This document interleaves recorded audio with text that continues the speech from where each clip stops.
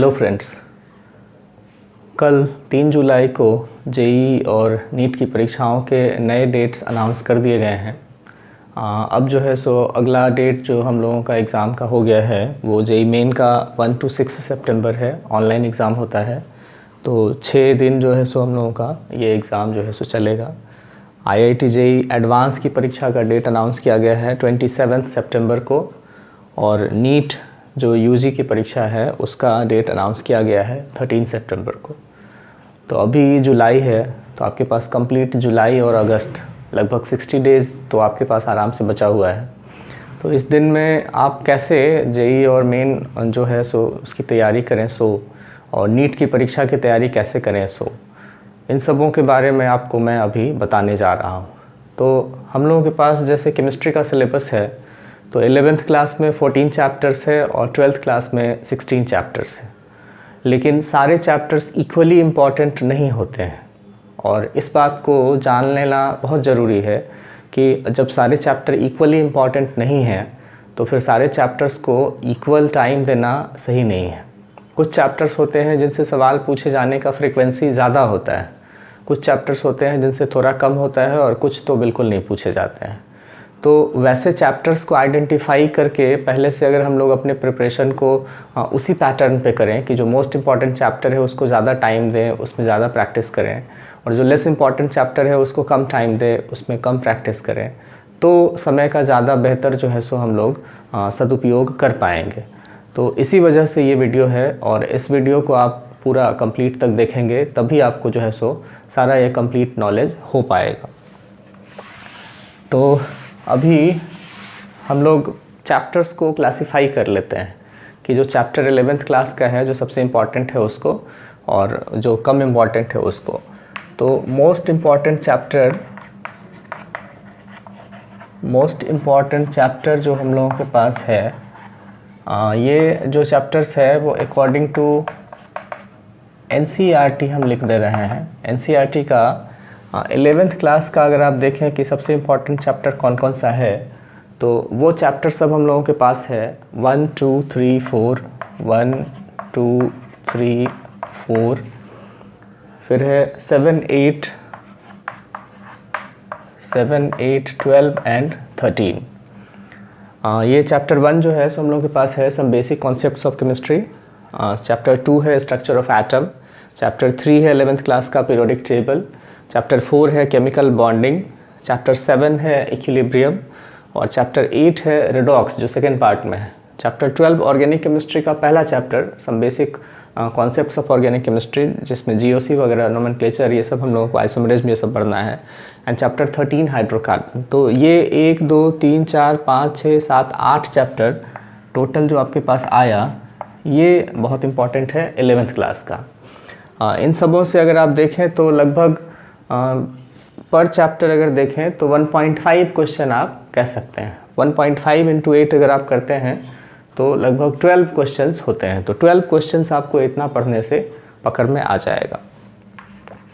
और 12th class का अगर हम लोग सिलेबस देखें कि 12th का ये मोस्ट इम्पॉर्टेंट चैप्टर्स कौन कौन सा होगा, तो उसमें हम लोग के पास है चैप्टर 2 3 4, फिर उसके बाद है 7 9 10 एंड 11। ये टोटल 1 2 3 4 5 6 7, और एक चैप्टर और हम लोग रखेंगे 12।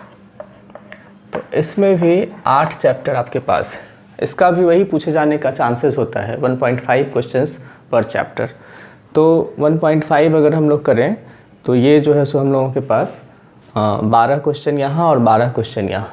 तो ये 24 क्वेश्चन नीट में स्पेशली अगर कहें तो नीट में तो 24 क्वेश्चन कंप्लीट इसी 12 चैप्टर, ये 8 16 चैप्टर से आपको मिल जाएगा। जेईई में थोड़ा कम रहता है। जेईई में अगर देखें तो एक क्वेश्चन रहेगा, तो 16 चैप्टर्स है तो हर चैप्टर से एक सवाल आना तय है। जेईई में जो है सो नंबर ऑफ़ क्वेश्चंस कम हो गया है, लेकिन नीट में तो अभी भी 45 क्वेश्चन पूछा जाता है। तो ये मोस्ट इंपॉर्टेंट चैप्टर्स है। चैप्टर 2 है आपके पास, ये 12th क्लास का solution. Chapter 3 electrochemistry, chapter 4 chemical kinetics, chapter 7 P block, और फिर चैप्टर 9 हम लोगों के पास है कोऑर्डिनेशन कंपाउंड। ये बहुत इंपॉर्टेंट चैप्टर होता है नीट में, तो इससे करीब 4 क्वेश्चन भी देखा गया है कि पूछा जाता है। चैप्टर 10 है alkyl halide and aryl halide. Chapter 11 alcohol, phenol, ether. Chapter 12 है हम लोगों के पास अल्डिहाइड, कीटोन, कार्बोक्सिलिक एसिड। तो ये चैप्टर्स हैं 12th क्लास के और ये चैप्टर्स हैं 11th क्लास के फ्रॉम एनसीईआरटी, जो मोस्ट इम्पॉर्टेंट चैप्टर्स हैं। इसके बाद हम लोग जाने कि थोड़े से कम इम्पॉर्टेंट चैप्टर्स, जिसको कहते हैं हम moderately important chapter. Moderately important chapters है, ये भी एनसीईआरटी के अकॉर्डिंग होगा चैप्टर का नाम। तो 11th क्लास में जो मॉडरेटली इम्पॉर्टेंट चैप्टर्स हम लोगों के पास है वो है चैप्टर 5, 6, 10 और 11। 5, 6, 10 और 11। और 12th क्लास का जो चैप्टर है जो मॉडरेटली इम्पॉर्टेंट है वो है 1, 6, 8, 1, 6, 8, 13 एंड 14। तो इसमें जो है सो हम लोगों के पास टोटल चैप्टर है 4 और इसमें है 1, 2, 3, 4, 5, ये टोटल चैप्टर है 5। तो ये 11th क्लास में चैप्टर 5 होता है स्टेट्स ऑफ मैटर। चैप्टर लोगों को इंटरेस्टिंग लगता है, गैसेस स्टेट पढ़ने में लोगों को अच्छा लगता है, बट सवाल उससे जो है सो एक ही पूछा जाएगा। चैप्टर 6 11th क्लास का है थर्मोडायनेमिक्स। बहुत सारे लोगों को तो पढ़ने में बहुत ख़राब लगता है, नहीं अच्छा चैप्टर लगता है, लेकिन एक सवाल पूछा जाता है इसलिए आप उसको पढ़ेंगे। और थर्मोकेमिस्ट्री से या फिर थर्मोडायनेमिक्स से, दोनों कह सकते हैं, मिक्सअप होता है, दोनों में से मिला करके एक सवाल बन सकता है। ये 11th क्लास का जो चैप्टर 10 हम लोगों के पास होता है ये पी ब्लॉक है। तो ये पी ब्लॉक में से 11th वाले में से भी जो है सो हम लोगों से एक सवाल पूछा जाता है। और 11th क्लास का जो है सो ये हम लोगों के पास जो है सो चैप्टर 11 जो होता है 11th क्लास का वो पी ब्लॉक है। 11th पी ब्लॉक है और ये एस ब्लॉक है। तो एस ब्लॉक और पी ब्लॉक से एक एक सवाल पूछा जा सकता है। चैप्टर 12 ये 12th के सिलेबस में अगर हम लोग आएँ तो सॉलिड स्टेट है ये। चैप्टर 6 में मेटलर्जी है, एक्सट्रैक्शन ऑफ मेटल्स है। चैप्टर 8 में अगर हम लोग देखें कि 12th क्लास का ये चैप्टर 8 है हम लोगों के पास, तो ये चैप्टर हम लोगों के पास हो जाता है डी एंड एफ ब्लॉक। बहुत लेंदी चैप्टर है लेकिन एक सवाल रहता है, रिएक्शन बेस्ड हो सकता है या फिर रेडॉक्स का कुछ पोर्शन मिला करके सवाल रह सकता है। चैप्टर 13 अमाइंस होता है और चैप्टर 14 जो है सो इसमें बायोमॉलिक्यूल्स हो जाता है। ये था मॉडरेटली इम्पॉर्टेंट चैप्टर जो एनसीईआरटी के क्लास 11 और 12th से है। फिर है हम लोगों के पास अब बचा हुआ कि कम इम्पॉर्टेंट चैप्टर्स कौन कौन सा है, तो उसको हम कहेंगे कि ये लेस इम्पॉर्टेंट चैप्टर है। लेकिन इसको भी आप छोड़ेंगे नहीं, बस इसमें क्या है कि तैयारी आपका लिमिटेड होना चाहिए। इस पर बहुत ज़्यादा एनसीईआरटी बुक, फिर दूसरा रेफरेंस बुक, फिर दुनिया भर का यूट्यूब का वीडियो, ये सारा रिसर्च करने का टाइम नहीं है, वो सब नहीं करेंगे आप। इसमें 11th क्लास में जो चैप्टर हम लोगों के पास बचा हुआ है वो बचा हुआ है चैप्टर 9 एंड चैप्टर 14। तो चैप्टर 9 हम लोगों के पास होता है हाइड्रोजन, और हाइड्रोजन में खास करके हाइड्रोजन परऑक्साइड को सबसे ज़्यादा आप ध्यान देंगे, हाइड्रोजन परऑक्साइड अच्छे से पढ़ लेंगे। और चैप्टर 14 है एनवायरमेंटल पॉल्यूशन, और इसमें से देखा गया है कि वाटर पॉल्यूशन का सवाल तो जेईई में जो है सो बहुत पूछा जाता है।